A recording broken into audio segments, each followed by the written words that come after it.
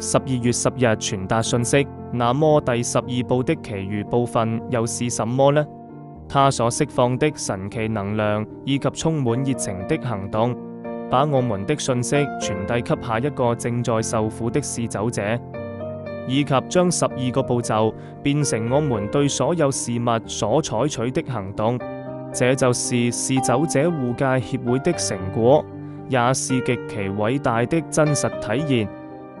12步驟和12個傳統第85頁，斷絕與酒精世界的關係，不是要去摧毀它，而是用愛與珍惜的原則來採取行動，去讓其他試走者恢復清醒。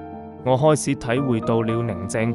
當我在全心全意為這一目標採取行動時，我穿什麼衣服和如何生活就全不重要了。我的工作是傳達信息，通過自己去示範來引導他人，而不是去設計他人。